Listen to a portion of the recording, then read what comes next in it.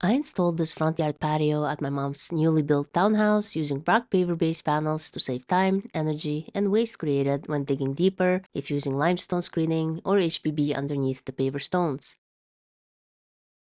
I removed the ugly builder concrete blocks and dug out some grass in April when the ground was soft and the yard went from looking like this to this to this within a few weekends of work.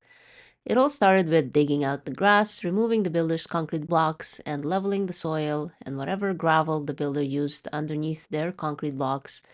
I did not add my own gravel or limestone screening or HPB, and I did not want to bother disposing of the existing gravel that the builder used, so I mixed it in with the soil. After roughly leveling the patio area with the driveway, I decided to add a porch step, as the porch itself was a little high. So I placed a row of base blocks next to the porch. I mixed some cement powder with water and used this mixture in between the base blocks and the beautiful thick natural flagstone step. In order to level the ground, I stretched out 3 strings around the perimeter, a string from the driveway to the other side of the patio on the far end, another string running next and parallel to the porch, and the third string running parallel to the driveway on the opposite side of the patio. The driveway sloping down about 2 inches across the 7-foot adjacent to the patio. I first leveled this string using a little level attached to the string, and then I hammered the wooden stake in the far corner deeper down about an inch. This inch slope is half the slope of the driveway over the 7-foot span of this patio, and ensures that the patio is sloping towards the driveway in addition to sloping down along the driveway. The paver stones I will be using are about 2 3/8 of an inch thick, and the paver base panels are about 2/3 of an inch. The sand under the panels will be about half an inch to an inch, which means I need a total of about 3.5 inches below the strings I have stretched, which are to be at the surface of the installed pavers.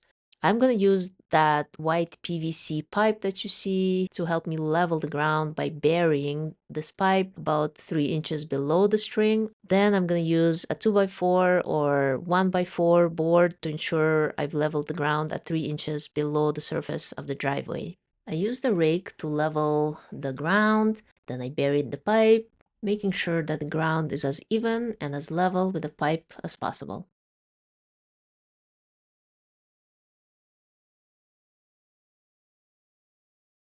And as you can see, the pipe is actually helping guide my 1x4 board as I'm evening out the ground.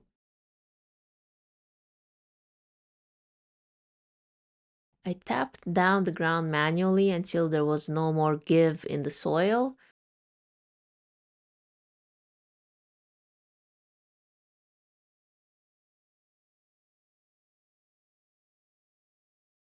I then laid down a good quality thick landscape fabric. I ensured that the fabric was overlapping itself according to the slope of the ground so that the layer at the higher ground level was on top of the fabric layer at the lower level to ensure that the sand over it doesn't slide down underneath the overlapping fabric.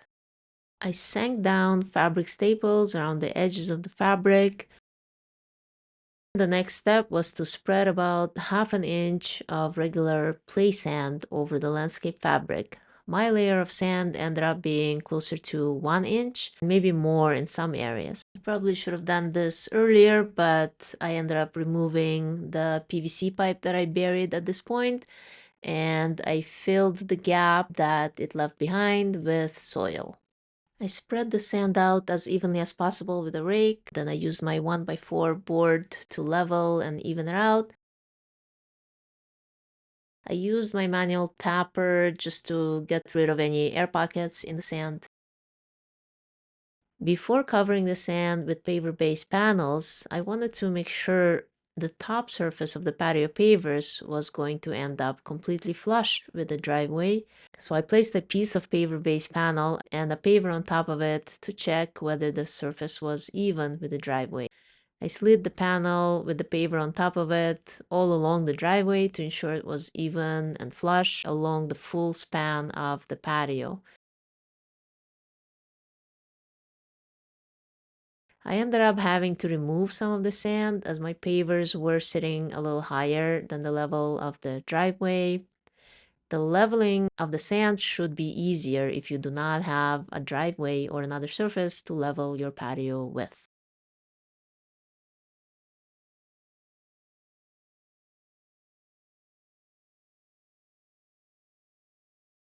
The next step was to place down the paver base panels by ensuring they're linked together with their almost tongue and grooves flush and each panel staggering adjacent panels so that all four corners of four panels never meet each other in one point.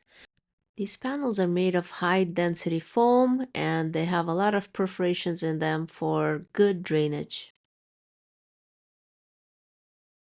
The next step was to place the paver stones directly on top of the synthetic panels. Some of the paver stones I used were very large, which increased the chances of slight wobble when stepping on each end of the larger paver. To fix this wobble, I added more sand underneath any low areas between the panels and the pavers. Since I was installing the pavers adjacent to a driveway, and the driveway was not perfectly straight, I had to shift several pavers towards or away from the driveway to ensure the pavers stayed as parallel as possible to the imperfect side of the driveway.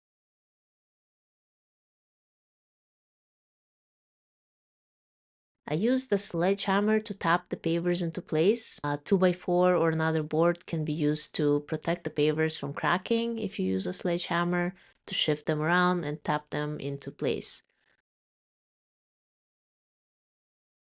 Since it's okay to walk on the panels and move the paver stones around, I had a chance to rearrange the pavers to my liking. For example, I wanted to avoid having all four corners of four adjacent pavers meet each other in one point. And I accidentally created these four corners in one point in one area and ended up rearranging several pavers once I finally realized that.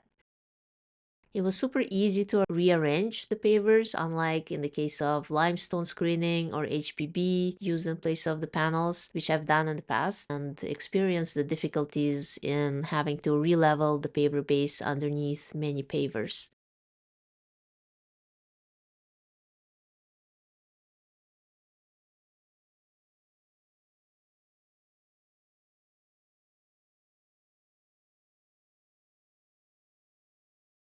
These panels are easily cut to size using an X-Acto knife. Some advantages of using the pricey paver base panels, it was really easy to rearrange the pavers over the panels because no adjustment of the paver base was necessary after lifting or moving a paver. When limestone screening or HPB paver base is used, once a paver is lifted, the paver base usually needs to be re-leveled underneath and around the stone. So it was easier to fix layout mistakes when using the panels.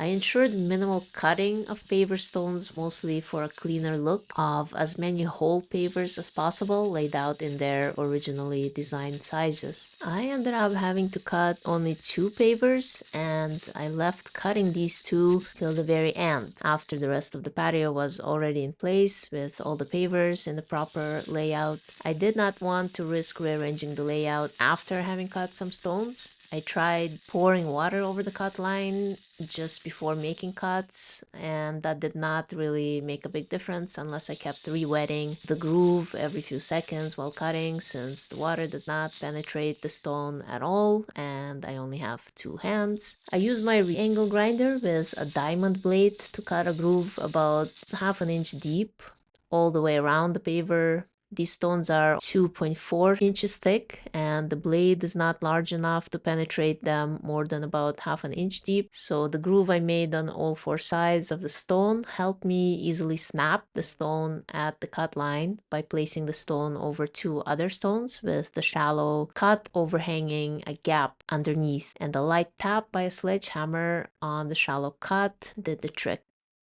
My cuts ended up being pretty clean, but if you don't get a clean cross section, you can use the angle grinder to grind away any ruggedness in the cross section so it doesn't cause a larger than necessary grout line between your paver stones.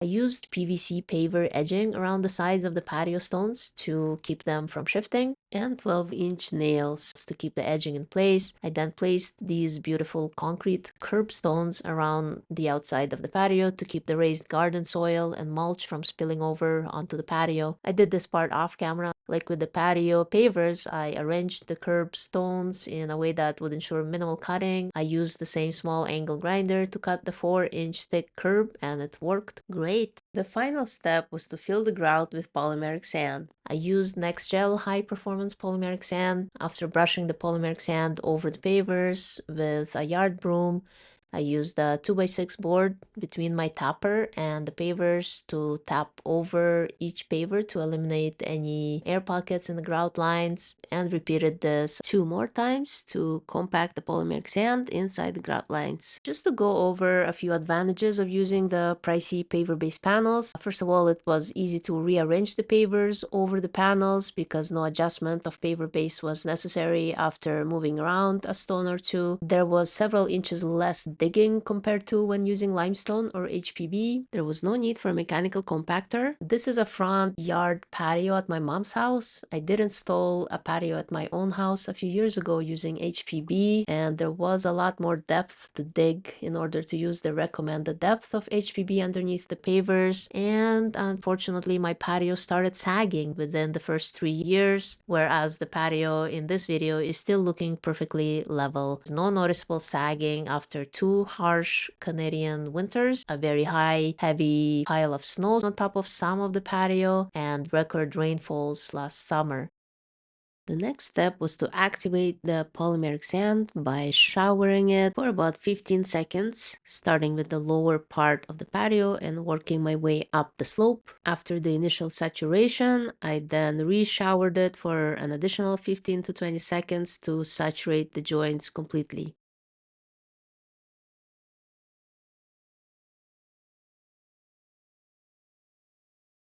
This is it for my video. I hope you enjoyed it. I want to hear from you. Please leave any questions in the comments below. I've done lots of enjoyable and cool DIY projects inside and outside the house. I am a mother of 4 medium-sized kids, many hobbies and interests, and a full-time job not related to these passions. Your likes, comments, if you subscribe to my channel, it would truly inspire me to post more of my videos. Thank you so much for watching. Until next time.